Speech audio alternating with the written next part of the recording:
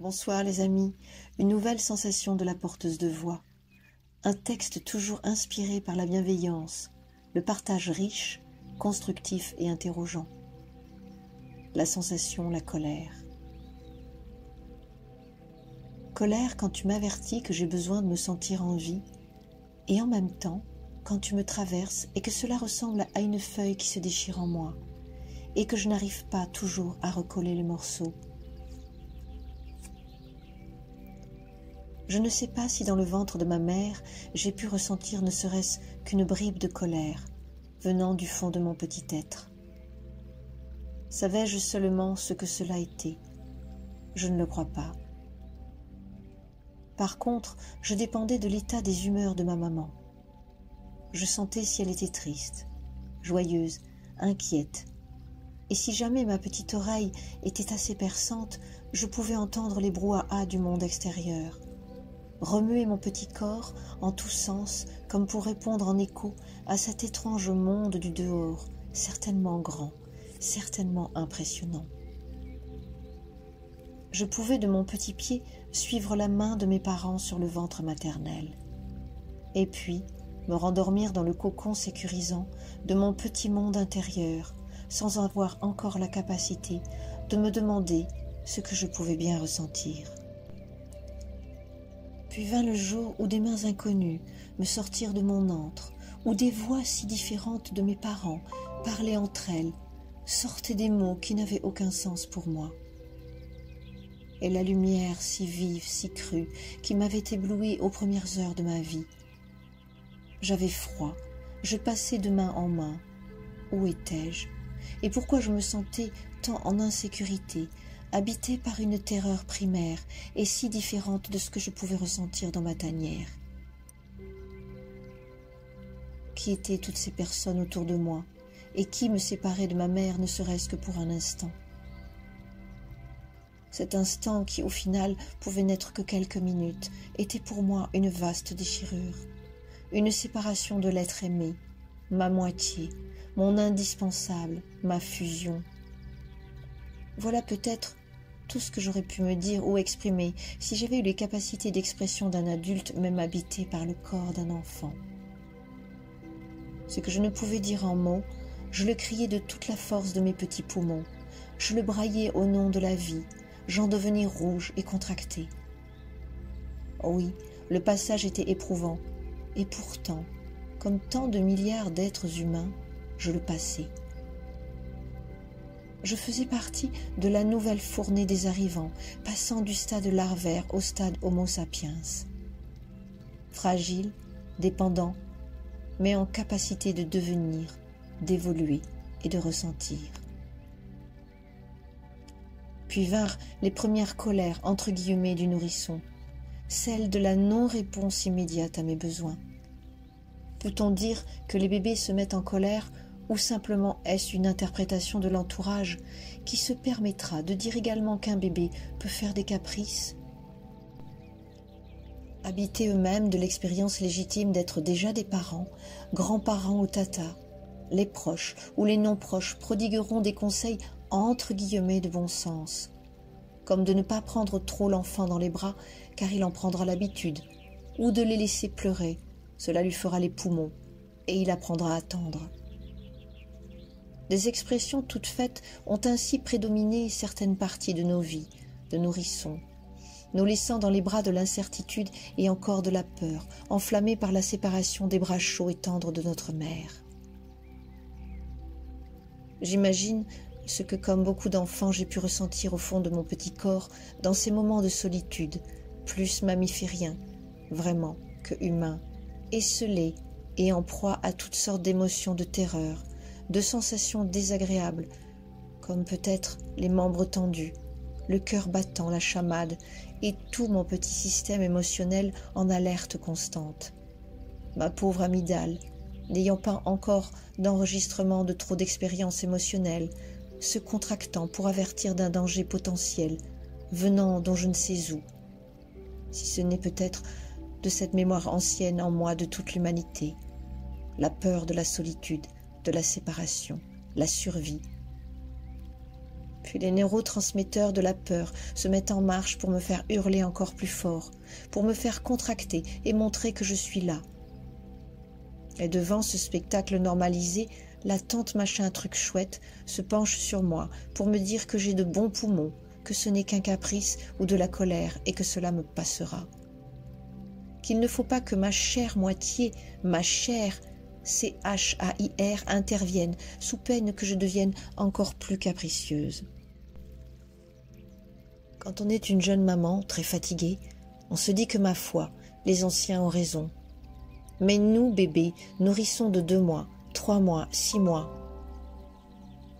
Nous sommes tant emplis d'effroi.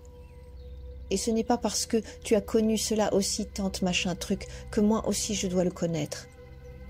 C'est fini les bébés que l'on croyait sans âme. C'est fini les bébés que l'on croyait sans émotion et sans douleur. Nous sommes des éponges, et nos mois utérins et extra-utérins sont tellement régis par l'environnement. Tante machin truc, je te parle en langage bébé, mais tu ne me comprends pas. Et me voilà, à 3 ans, avec des vraies colères qui me bouleversent complètement, qui catapultent mon jeune corps, des colères que je n'arrive pas à gérer.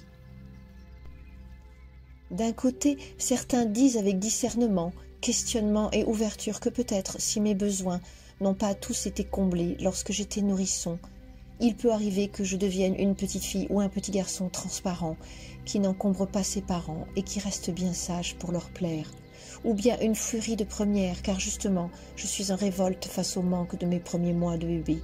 Spéculation, hypothèse. Moi qui ai 3 ans, je peux dire en tout cas que je suis vraiment en colère, que je roule par terre, que je n'arrive pas à me poser, que même si on essaye de me calmer par le raisonnement, cela ne marchera pas. Si on essaye par la violence, je serai tétanisée et peut-être par la peur, j'arrêterai. Mais je ne vous dis pas comment sera mon fonctionnement par la suite. Je sentirai toujours une menace au-dessus de moi et ma vie sera soumise au conditionnel. Si tu es gentil, gentille, alors papa et maman te feront plaisir. Sous-entendu et compris par l'enfant, si je suis gentil, gentille, papa et maman continueront à m'aimer. Et ce que ne comprennent pas parfois papa et maman, c'est que derrière ma colère, il y a parfois une vaste peur, que j'ai juste besoin que l'on me prenne dans les bras pour être rassurée. J'ai juste besoin que l'on écoute ma colère, qu'elle est juste le dessus de l'iceberg et que derrière, il y a tant d'autres choses. Je ne peux pas l'expliquer avec des mots, alors je le dis avec mon corps. Mes mots à moi sont mon corps en mouvement, mes émotions à l'état brut. Je suis arrêtée dans mes expressions corporelles et colériques alors qu'il faudrait juste me prendre à part et me poser sur moi un regard de compassion. Je ne demande pas les grandes effluves ni les expressions trop envahissantes, juste la compréhension de ce qui me traverse, de ce qui me rend si fragile, si dépendant. Et puis après, me demander, ne pas me juger.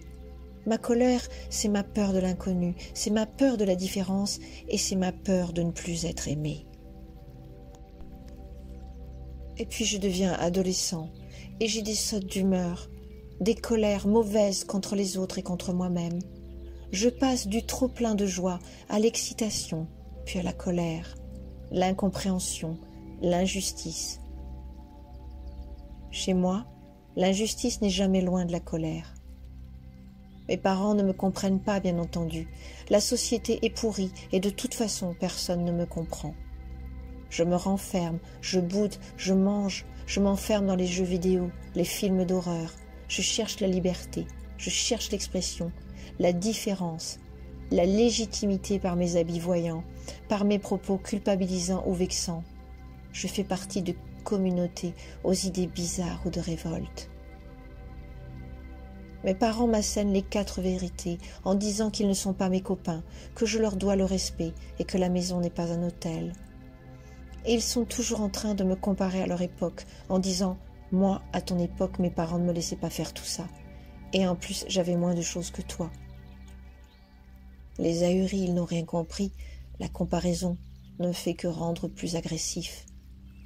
Les gros mots fusent, la haine monte, les portes claquent et mes parents ne me comprennent toujours pas. Je suis en construction ou en déconstruction de choses qui ne me conviennent pas. Pas encore adulte, plus tout à fait enfant.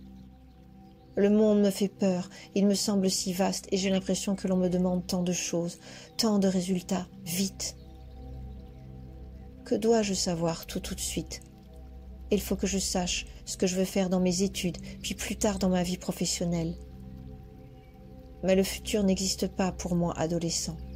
Pourquoi mes parents ne m'acceptent-ils pas comme je suis? Pourquoi ont-ils peur de l'étranger qu'ils ont l'impression que je deviens ou que je suis? Pourquoi me parle-t-il de thérapie, d'accompagnement et du fils du voisin qui va voir un psy? Je suis un adolescent, une adolescente, je ne suis pas malade. J'ai juste besoin de trouver ce qui me ressemble, de grandir, de me faire ma propre opinion, d'avoir des idées bien à moi, de me confronter. Parfois je m'y prends mal, je suis maladroit, maladroite, mais je ne veux pas faire de mal. C'est juste que je n'ai pas les mots bien adéquats, les mots justes, bien normés, et que les émotions sont fortes. Et comme je ne sais pas toujours les accueillir ou les expliquer, je les crie ou je les cache à travers ma colère. J'ai l'impression d'être plus fort, plus forte, plus puissant, d'être légitime. Et comme ma colère est comme une tempête, mes parents n'osent pas toujours me contrôler. Ce n'est pas marrant la colère, c'est très vivant, j'ai juste besoin que l'on comprenne que j'ai peur. Et puis me voilà adulte, je connais la colère, je la vois chez les autres, elle ne me plaît pas. Parfois je la subis sans rien dire, parfois je réagis car je me sens agressée. C'est comme si elle répondait à ma propre colère sans que je le sache. Je me sens prête à bondir, mais je me retiens, car je connais les dégâts que cela peut faire. Dans ces cas-là, je la sens monter, il suffit d'un mot, d'une réflexion, et puis elle est prête à sortir. Elle est tapie, lovée en moi comme un guépard aux aguets, attendant sa proie. Cela peut arriver au retour de mon travail, où les choses ne se sont peut-être pas bien passées. Et en rentrant à la maison, les enfants, la compagne, le compagnon nous fait une réflexion et la colère sort sans filtre, comme un ras-le-bol, la fameuse goutte qui fait déborder. Puis une fois retombée, je vois bien que c'est une colère qui n'est pas dirigée contre les bonnes personnes. Alors la culpabilité s'installe, profonde. La honte et la difficulté à s'excuser. Cela peut recommencer si je ne prends pas garde à mon fonctionnement. Et parfois la colère est un fonctionnement d'habitude, une habileté apprise face à la réitération de certaines actions, de certains schémas. Ce qui est habituel semble devenir naturel. Et on dira de moi ou de l'autre la fameuse phrase assassine « c'est un coléreux, c'est une coléreuse, il ou elle a le tempérament sanguin, on n'y peut rien, c'est son caractère ». Terrible erreur que cet étiquetage et qui pourra nous poursuivre toute une vie. La colère sous-jacente est devenue mon mode de fonctionnement réactif et protecteur, car je ne sais comment agir autrement. Ma réaction est devenue une habitude, et mon tempérament et mon habitude est devenue tempérament. Enfant coléreux, devenu naturellement et obligatoirement adulte coléreux. C'est la logique et c'est sans surprise. Parfois même ceux-là même qui auront dit qu'il ne fallait pas prendre trop souvent le bébé dans les bras pour le consoler quand il pleure, sinon il en prendrait l'habitude, vous sortiront une vérité de dessous les fagots comme un constat biologique. Type. Son père était coléreux, et il ne faut pas être surpris. Il a dû hériter du caractère de son père. Ne soyons pas étonnés. Double peine. La personne est coléreuse et en plus c'est un héritage familial. Si tout le monde le dit, c'est que c'est peut-être vrai. Donc je ne vais pas changer et je vais finir par le croire et adopter cet état d'être. Je suis la copie conforme coléreuse du papa, du grand-père, de l'oncle Alfred, etc. Alors je vais la cultiver, cette colère. Je vais leur donner raison. Elle fera de moi un être différent, quelqu'un avec une forte personnalité, quelqu'un qui a de la poigne et surtout, je ne vais montrer aucune douceur ou capacité de fragilité. Je suis le coléreux, la coléreuse de la famille. Mais en moi, quelle tension, quel challenge et quel décalage. Je suis toujours sur les chardons ardents, en stress. Je souffre de 1000 petits maux. tension artérielle trop haute, maux de tête, transpiration, et moralement, insatisfaction permanente, sensation d'être toujours agressé ou d'être victime. C'est toujours la faute de l'autre. C'est l'autre qui me met en colère. Et puis je suis coléreux, donc j'agis comme ça. Et puis je fais le vide autour de moi. Parfois je ressens une grande solitude. J'ai l'impression de me sentir vivant à travers la colère, car elle me donne une contenance, un nouveau combat, une ascendance et du contrôle sur l'autre. Mais parfois, j'ai les larmes aux yeux quand je vois un simple sourire d'enfant, quand je vois de la douceur autour de moi. J'ai l'impression de ne plus pouvoir la contacter, et même si je le fais, j'aurai l'impression que c'est de la faiblesse et que l'on profitera de moi. Alors je me remets en mode guerrier ou guerrière, comme si la vie était un combat permanent. Et il arrive que lorsque l'on me sourit, que l'on me mette une main sur le bras ou sur l'épaule, sans me parler, ou bien sans essayer de me contrer, ou sans essayer d'avoir raison, je sens au fond de moi quelque chose de dur qui se met à fondre et qui me dit « Tu n'as pas besoin de combattre, de contrôler ou de réagir. Tu n'es pas en danger. La vie n'est pas un champ de bataille. » Et puis quelqu'un un jour viendra me dire « Tu sais, moi aussi j'ai été beaucoup en colère, déjà enfant, puis ado, puis adulte. J'étais catalogué coléreux de naissance. Je croyais que je pouvais tout contrôler, mais je me suis trompée. La colère, vois-tu, peut être salutaire si elle est exprimée pour les bonnes raisons et vers les bonnes personnes, et si elle ne dure pas. Le problème de la colère, c'est que la plupart du temps, elle s'exprime pour de fausses raisons et vers les mauvaises personnes.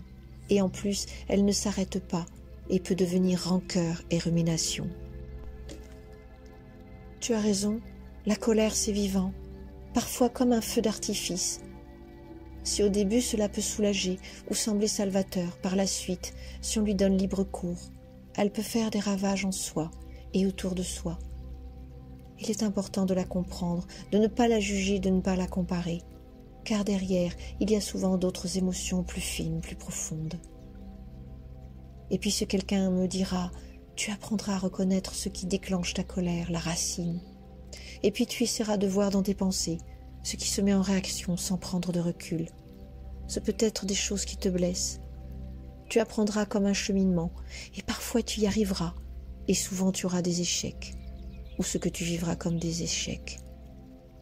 Tu te remettras en colère, tu diras à quoi bon, tu ne voudras plus croire à toutes ces foutaises. Et puis tu recommenceras, et un jour tu t'apercevras que tu n'as pas réagi à une réflexion ou à une attaque. Alors tu pourras être fier de toi, car tu commenceras à déprogrammer toutes les idées que tu avais sur toi. Voilà ce que j'avais à dire sur la colère. Elle est là pour nous avertir, pour nous faire sentir le vivant en nous, et en même temps, elle est là pour nous dire qu'elle aussi a besoin de douceur et de temps pour diminuer.